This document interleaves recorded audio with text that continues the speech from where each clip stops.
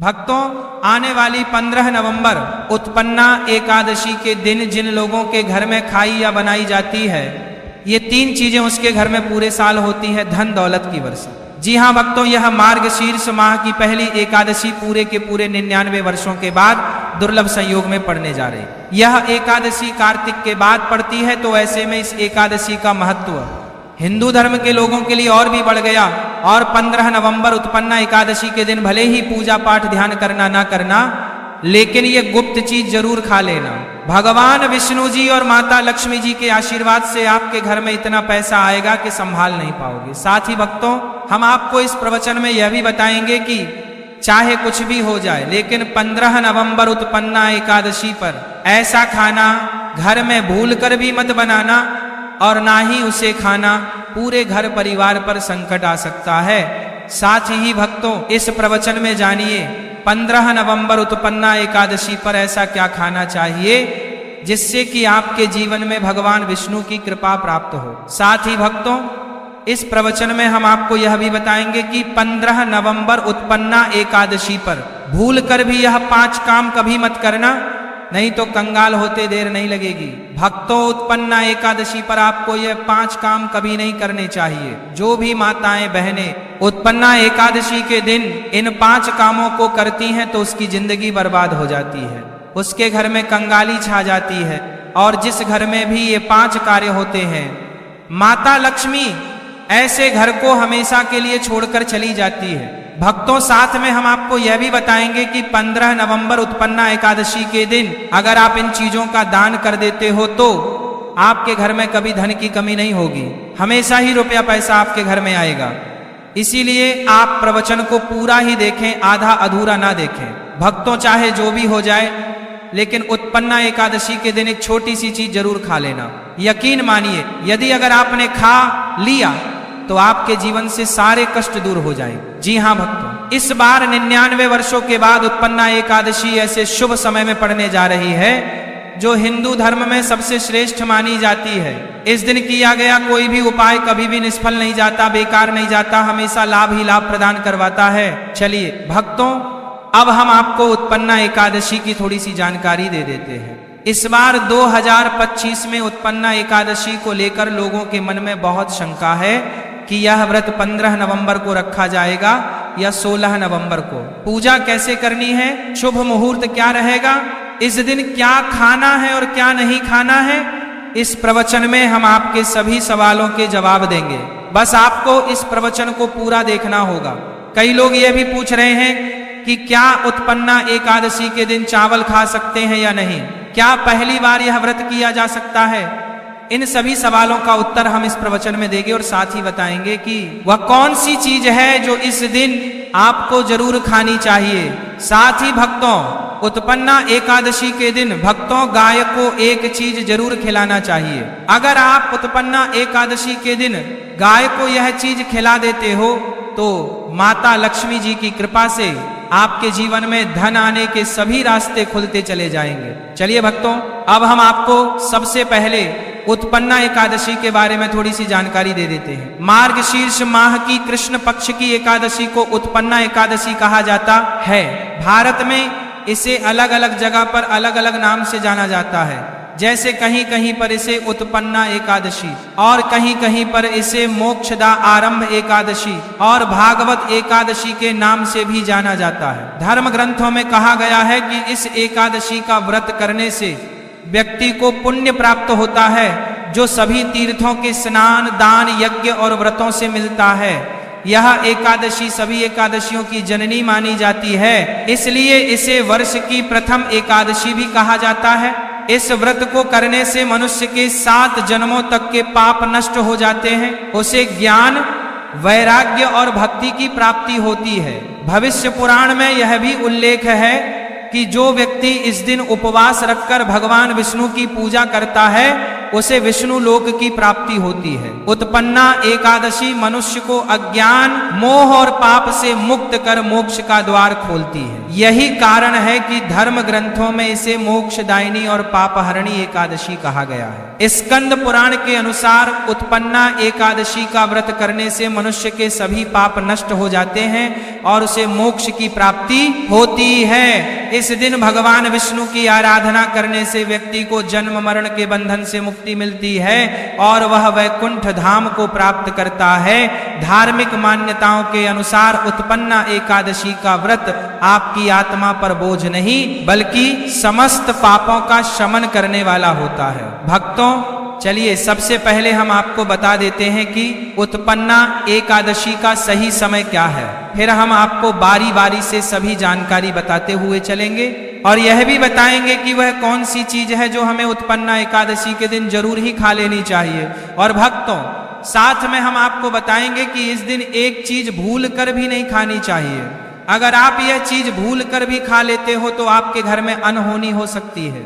तो ऐसा अनर्थ काम भूलकर भी मत करना और अनर्थ होने से पहले इस प्रवचन को आप पूरा जरूर सुन लेना। तो चलिए दोस्तों, जानते हैं उत्पन्ना एकादशी की सही तारीख, टाइम के बारे में। मार्गशीर्ष माह के कृष्ण पक्ष की एकादशी तिथि पर उत्पन्ना एकादशी मनाई जाती है। इस साल मार्गशीर्ष माह के कृष्ण पक्ष की एकादशी 15 नवंबर को रात्रि 12:50 से शुरू होगी और यह तिथि अगले दिन 16 नवंबर को मध्य रात्रि 2:37 बजे पर समाप्त होगी।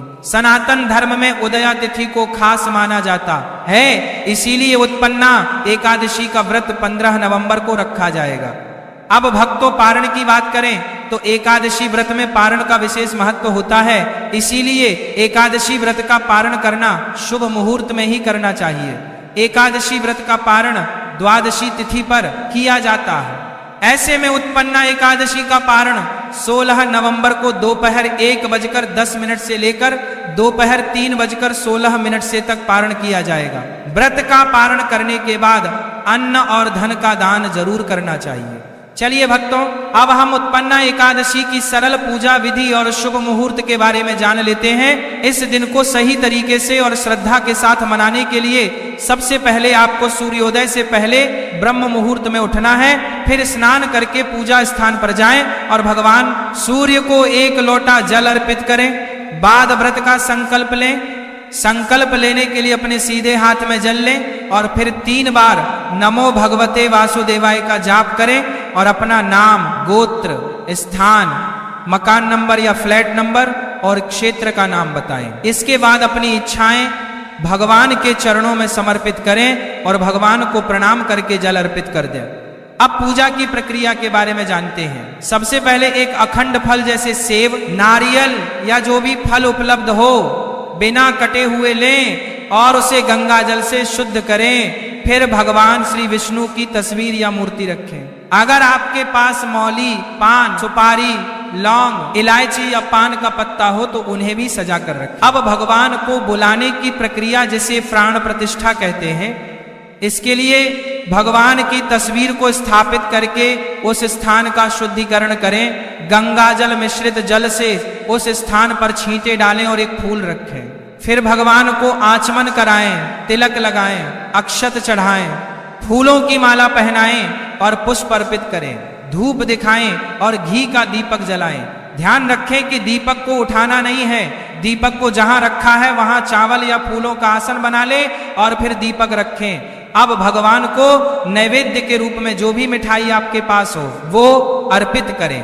अगर मिठाई नहीं है तो मिश्री के दाने चढ़ा सकते हैं, लेकिन एक बिना कटा हुआ फल भगवान को जरूर अर्पित करें। फिर भगवान के सामने हाथ जोड़कर 108 बार ओम नमो भगवते वासुदेवाय मंत्र का जाप करें। अपनी मनोकामना की पूर्ति के लिए पान का बीड़ा तैयार करें। उसमें 2 लौंग, 2 इलायची और 1 सुपारी रखें। इस बीड़े को भगवान को अर्पित करें और 11 बार ओम नमो भगवते वासुदेवाय का जाप करें। फिर अपनी इच्छा भगवान के समक्ष व्यक्त करें। यदि आप धन की प्राप्ति के लिए पूजा कर रहे हैं तो भगवान से धन का आशीर्वाद प्राप्त करें। अब उत्पन्ना एकादशी की कथा सुने या उसका पाठ करें और फिर भगवान की आरती करें। अंत में फल का भोग अर्पित करें और प्रसाद को सभी भक्तों में वितरित करें। इस दिन अन्न का सेवन ना करें। यह व्रत का सबसे बड़ा नियम है। चलिए भक्तों, सबसे पहले हम जान लेते हैं कि उत्पन्ना एकादशी के दिन क्या ना करें। देखिए भक्तों, पहली बात, उत्पन्ना एकादशी के दिन व्यक्ति को किसी भी प्रकार के विवाद, झगड़े या दुष्टता से बचना चाहिए। इस दिन किसी से वाद विवाद करना या मानसिक अशांति लाना व्रत का उल्लंघन हो सकता है। व्यक्ति को इस दिन शांत और संयमित रहना चाहिए और किसी से भी द्वेष या कड़वाहट से बचना चाहिए। साथ ही इस दिन झूठ बोलने से भी बचें, क्योंकि यह व्रत के उद्देश्य के खिलाफ होता है। दूसरी बात, एकादशी के दिन चावल का सेवन नहीं करना चाहिए, क्योंकि धार्मिक मान्यताओं के अनुसार चावल की उत्पत्ति भगवान विष्णु के रोम से मानी जाती है। साथ ही इस दिन बैंगन का सेवन भी वर्जित होता है। इसके अलावा इस दिन बाल और नाखून काटने से भी बचना चाहिए। यह व्रत के प्रभाव को कमजोर कर सकता है। चौथी बात, इस दिन जमीन पर सोना चाहिए। ये व्रत के प्रभाव के दौरान आत्मनियंत्रण और संयम का प्रतीक होता है। कुछ लोग एकादशी का व्रत बिना नमक के करते हैं, जबकि कुछ लोग सेंधा खाकर व्रत करते हैं। पांचवी बात, इस दिन का मुख्य उद्देश्य भगवान विष्णु की पूजा और ध्यान होता है। इसलिए इस दिन को लौकिक कार्यों से मुक्त होकर पूरी तरह से भक्ति में लीन रहकर बिताना चाहिए। उत्पन्ना एकादशी के दिन भगवान विष्णु की पूजा और श्री हरि के मंत्रों का जाप करने से पुण्य की प्राप्ति होती है। यदि आप पूजा में लापरवाही करेंगे या कोई अन्य कार्य करेंगे तो व्रत का पुण्य नहीं मिलेगा। छठी बात, एकादशी के दिन व्रती जातकों को सुबह देर तक सोने से बचना चाहिए। इस दिन हमें जागरूक और ध्यान मग्न रहना चाहिए। साथ ही किसी भी पेड़ या पौधे की पत्तियां और फूल तोड़ने से बचें। खासकर तुलसी के पत्ते भूल कर भी ना तोड़े। अगर भगवान विष्णु को तुलसी अर्पित करनी है तो एक दिन पहले ही पत्ते तोड़कर रख लें। तो चलिए भक्तों, अब हम आपको बताएंगे कि उत्पन्ना एकादशी के दिन किन चीजों का सेवन नहीं करना चाहिए ताकि आपका व्रत पवित्र और पूर्ण रूप से फलित हो। भक्तों, पहली चीज, प्याज और लहसुन का सेवन। उत्पन्ना एकादशी के दिन प्याज और लहसुन का सेवन भी नहीं करना चाहिए। ये दोनों पदार्थ तामसिक गुणों से भरपूर होते हैं और व्यक्ति के मानसिक संतुलन को प्रभावित कर सकते हैं। शास्त्रों में इनको मांसाहारी भोजन के साथ जोड़कर देखा गया है और इन्हें व्यक्ति के लिए वर्जित माना गया है। प्याज और लहसुन का सेवन करने से आहार में असंतुलन आता है और भक्ति में विघ्न उत्पन्न हो सकता है। इस दिन इन दोनों का सेवन न करना ही उचित होता है। दूसरा है नशे से संबंधित पदार्थ। उत्पन्ना एकादशी के दिन शराब, तंबाकू, गुटखा, मादक पदार्थ आदि का सेवन पूरी तरह से निषेध है। यह पदार्थ शारीरिक और मानसिक स्वास्थ्य के लिए हानिकारक होते हैं और व्रत के पवित्र उद्देश्य को भी भंग कर सकते हैं। नशे के पदार्थ से शरीर और मन में अशुद्धता आती है, जिससे व्रत का असर समाप्त हो सकता है। इसलिए इस दिन किसी भी प्रकार के नशे से बचना चाहिए ताकि आपकी भक्ति शुद्ध और निष्कलंक रहे। भक्तों, तीसरी चीज, खट्टे पदार्थ। उत्पन्ना एकादशी के दिन खट्टे खाद्य पदार्थों का सेवन भी करना वर्जित माना जाता है, जैसे कि आम, इमली, दही, खट्टे फल आदि। खट्टे पदार्थ तामसिक गुणों को बढ़ाते हैं, जिससे मानसिक स्थिति पर नकारात्मक प्रभाव पड़ सकता है। धार्मिक दृष्टि से भी खट्टे पदार्थों से शरीर में नकारात्मक ऊर्जा का संचय होता है, जो व्रत के उद्देश्य के खिलाफ है। इसलिए इस दिन खट्टे पदार्थों से बचना चाहिए। भक्तों, चौथी चीज, शक्कर और मिठाई का सेवन। उत्पन्ना एकादशी के दिन अत्यधिक शक्कर या मिठाई का सेवन भी नहीं करना चाहिए। शक्कर का अधिक सेवन शरीर में राजस और तामसिक गुणों को बढ़ाता है, जो व्रत के उद्देश्य के खिलाफ होता है। मिठाई और शक्कर का सेवन मानसिक स्थिति को प्रभावित कर सकता है और व्यक्ति को संतुलित रखने में मुश्किलें पैदा कर सकता है। हालांकि इस दिन हल्के मीठे फल जैसे केला, सेब, नारियल आदि खाए जा सकते हैं, लेकिन अधिक शक्कर या मिठाई का सेवन करने से बचना चाहिए। इन सभी चीजों से परहेज करते हुए इस एकादशी का पालन करें। भक्तों, पांचवी चीज, मांसाहारी भोजन। उत्पन्ना एकादशी के दिन मांसाहारी भोजन का सेवन पूरी तरह से निषिद्ध है।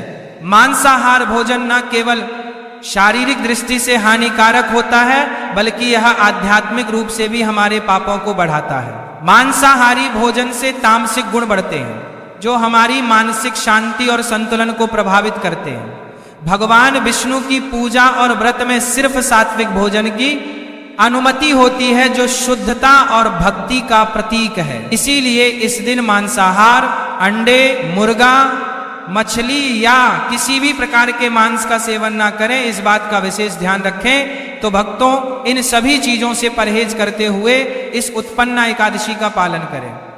भक्तों, अब हम जान लेते हैं कि उत्पन्ना एकादशी के व्रत में क्या खाना चाहिए और क्या नहीं खाना चाहिए। भक्तों, उत्पन्ना एकादशी के दिन सेब जरूर खाना चाहिए।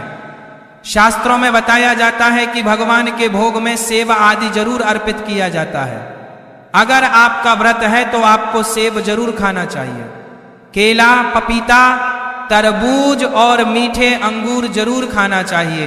इन फलों से व्रतधारी को शक्ति मिलती है और व्रत संपूर्ण हो जाता है। शास्त्रों में बताया जाता है कि उत्पन्ना एकादशी के दिनों में सीताफल जरूर खाना चाहिए। सीताफल खाने से 10 ऐसी बीमारियां हैं जो खत्म हो जाए। माना जाता है उत्पन्ना एकादशी के दिनों में सीताफल का घर में प्रवेश होना बड़ा ही शुभ माना गया है। सीताफल खाने से एकादशी का व्रत सफल हो जाता है, क्योंकि इसमें माता सीता का आशीर्वाद मिला हुआ होता है। माना जाता है भगवान राम के वनवास के दौरान माता सीता ने यही फल खाया था। उत्पन्ना एकादशी के दौरान इसे जो भी खाता है उसे दुखों का सामना नहीं करना पड़ता। सीताफल आपको जरूर खाना चाहिए। माता सीता प्रसन्न होती हैं और आशीर्वाद देती हैं। लेकिन याद रहे, उत्पन्ना एकादशी व्रत में बैंगन की सब्जी मत खाना, पाप लगेगा। भक्तों, उत्पन्ना एकादशी में व्रतधारी को डिब्बा बंद लस्सी, डिब्बा बंद जूस नहीं पीना चाहिए। उसमें कई केमिकल मिले होते हैं, जिसके कारण आपका व्रत टूट सकता है। जब भी आप फलों का जूस पिए तो याद रखें उसमें नमक ना डालें, नहीं तो व्रत टूट जाएगा। साथ ही साथ जूस में बर्फ भी नहीं डालना चाहिए। फलों का सादा जूस पीने से व्रत सफल होता है। भक्तों, उत्पन्ना एकादशी का दिन बहुत ही खास होता है। इस दिन अगर आप तुलसी मैया से जुड़ा एक विशेष उपाय कर लें तो आपके जीवन में सुख, शांति और समृद्धि का आगमन निश्चित हो जाता है। आज हम आपको इस खास उपाय के बारे में बताने जा रहे हैं। शास्त्रों में साफ कहा गया है कि जिस घर में तुलसी का पौधा होता है उस घर में मां लक्ष्मी का वास होता है। वहां हमेशा सुख और समृद्धि बनी रहती है।